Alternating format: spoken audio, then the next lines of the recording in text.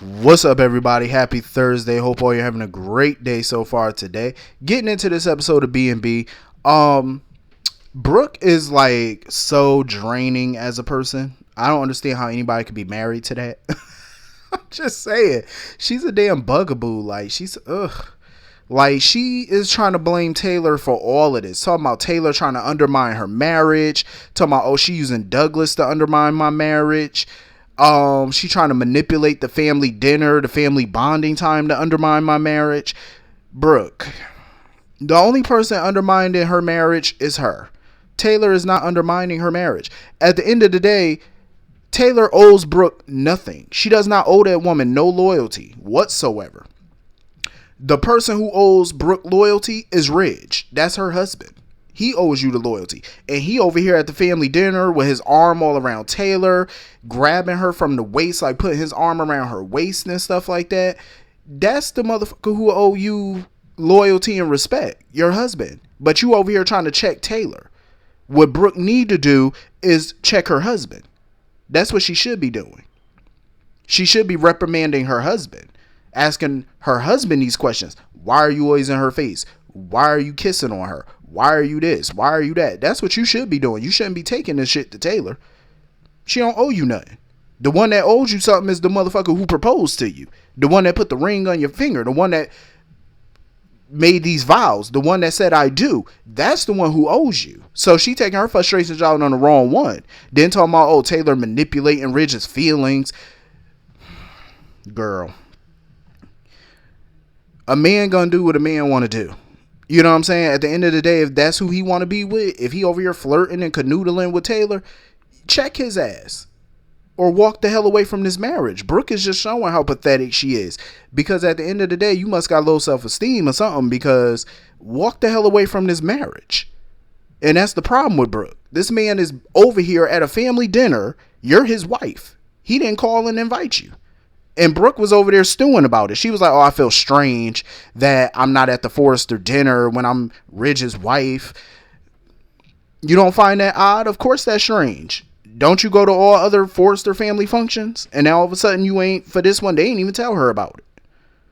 You had to find out through third party, secondhand. You had to find out through secondhand information.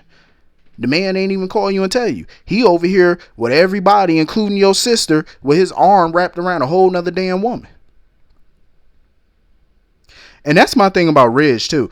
He need to go ahead and file for divorce. Because if you over here standing next to Taylor acting like Taylor your woman. You know what I'm saying? You got a whole wife over here, but you acting like this your woman right here. You know what I'm saying? It's weird. It's like, dude, file for divorce. Why you keep playing these games? That's what I don't like about Ridge. Like, he's such a waffler. He plays games. It's like, dude, file for fucking divorce. You know what I'm saying? It's clear that maybe Brooke ain't who you really want to be with. I'm pretty sure he got strong feelings for both women, which is clear, but it ain't going down like that. Because obviously Brooke ain't sharing and Taylor damn sure ain't sharing. So you need to make a choice, a permanent one. Too old to be doing all this back and forth. And that's the problem with Brooke too, man. She's sitting here, oh, Douglas isn't going anywhere. And, oh, I assure you he's going to stay here with you. That's not up to you. That's not up to you. Brooke is making this more ugly than what it has to be. And Hope is following behind her like you playing follow the damn leader. That's going to get them both hurt, like in the long run. And Brooke is sitting there telling Hope, oh, this is not going to come between my marriage. I won't allow it. It's already coming in between their marriage. That's what Brooke is delusional. She wants to blame Taylor and put all the focus on Taylor. But in reality, you're the one messing up your marriage because you keep pitting this man against his own kids. That's a problem. And Ridge was at the family dinner telling his kids, like, I'm going to be a better father. Even though y'all adults and stuff like that, I'm going to be a better father. The father I should have been to y'all. So him saying that tells me, like, okay, so this is going to be harder for Brooke than what she thought, because usually she think she could just go to Ridge, talk to him, and he'll talk to Thomas and, you know, nip this in the bud. That's not going down. It's not going to happen. At the end of the day, stop trying to put him against his own children. That's what's driving the wedge between them. That's part of what's driving the wedge between them. That's a big part of it. And Brooke needs to understand that. And I don't understand why Hope's sitting there talking about, oh, she don't understand why Taylor, she's surprised that Taylor is pretty much pushing for Thomas, to have Douglas full time and stuff like that. I'm like, why wouldn't Taylor push for it? Why wouldn't she push for her grandson to live with her son full time?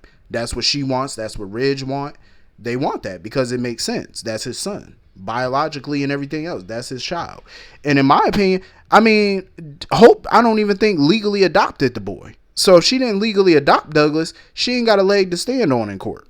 Because you're not blood related to him. You're not legally related to him.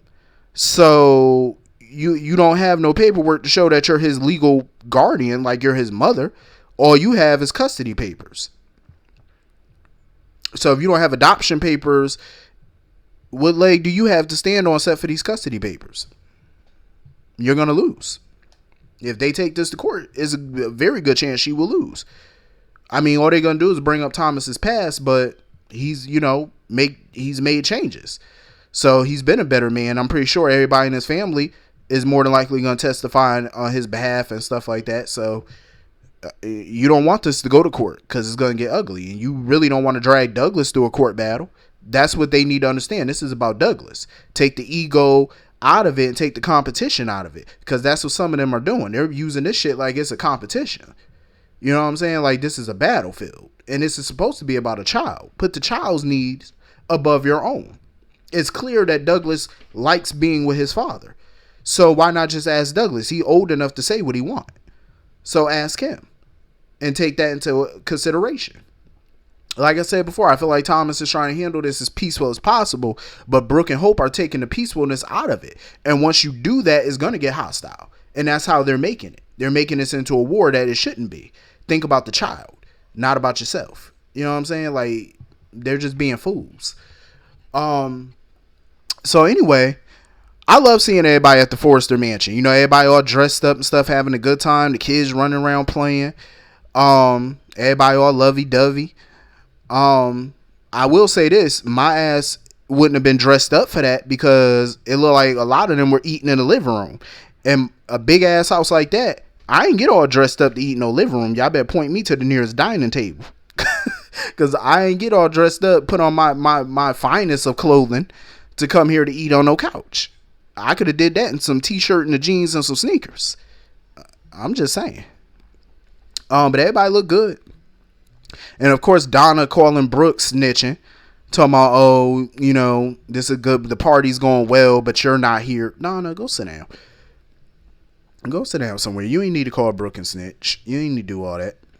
She wasn't invited to the party, so she don't need to know what's going on at the party. Then they put up a new portrait of Eric on the wall. I like it. I like that they put his portrait up. I'm not a big fan of Eric and all his foolishness over the years, but I think it's cool. The mansion is his, so I feel like if anybody portrait should go up on the wall, it should be his. The portrait looked dope. I love the speech that Thomas gave to an extent, because he's sitting there crediting Ridge and Eric for teaching him how to be a man and how to be a father. I wouldn't sit there and hold them up to no pedestal on how to teach me to be nothing. Because you don't want to be the type of man that they are. I'm just saying, like, you seen the hell that Eric done put Stephanie throughout the years, and Ridge and all his back and forth throughout the years. I wouldn't credit that. I'm just saying. I'm glad Thomas is getting his shit together, though. It's about time. I love that Lee made it to the dinner. And in my opinion, I understand she feels the need to apologize for how she handled things with Finn to the Forresters. But I love how Finn comes to her defense and be like, listen, stop apologizing. You saved my life. Like, you went above and beyond for me. You know what I'm saying? So I'm glad that, Finn nips that in the bud every time. He's like, listen, stop apologizing. You saved my ass. Like, I was dead. You know what I'm saying? Like, I was about to die. Like, I wouldn't have never seen my son, my wife, and my stepdaughter if it wasn't for you. You know what I'm saying? Like, you did that. And I love the speech that, Finn gave about, his family being a reason he's alive. You know what I'm saying? Like, his will to fight was because of his family. I love that. That was pretty dope. Yeah, I love them little family moments, man. Taylor and Ridge, they do look good together. I ain't gonna lie, they do. But Ridge still need to get his shit together. I feel like Taylor deserves better, Because at the end of the day, Ridge need to make up his mind and make a decision on what he want to do and make it permanent. So anyway, moving on from that, Deacon need to do something about Sheila. Like, she stay trying to flirt with him now. She trying to trying to redecorate his little broom closet apartment or whatever. Oh, we gonna get some floral throw pillows, and we gonna do this, and we gonna do that. Madam, take you and your 9 toes and get on out that man life. I cannot believe this bitch got 9 toes. This bitch got 9 toes. I'm dead. She need to take herself on out of his place. Like, she keep promising him money and then trying to butter him up with some old sex. I'm like, ma'am, you keep talking about this money, but you ain't shown nothing yet. And I know you ain't got no bank account. So where's the loot? I'm just saying, like, where you keeping all this money, all this alleged money that you got? Where is it, madam? Because you ain't going to stay here for free. You need to kick in some ducats or something. Like, what we doing?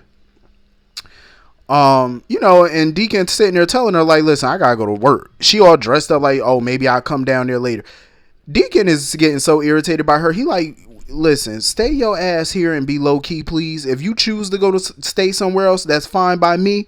But listen, stay low key, because I ain't got time to be dealing with Johnny Law because of your ass. Like, Sheila is nuts. Just bad, just borderline fucking crazy. And she keep worrying about Finn and stuff like that. Oh, I wonder how he feels about my supposed death. I could tell you how he feel. He ain't boo-hooing over your ass. That's for damn sure. He over here having no time in his life at the Forrester Mansion. He ain't thinking about you, ho. Like, he not thinking about your nutty ass. He over there having fun. He not thinking about you. You are of a distant memory to that man.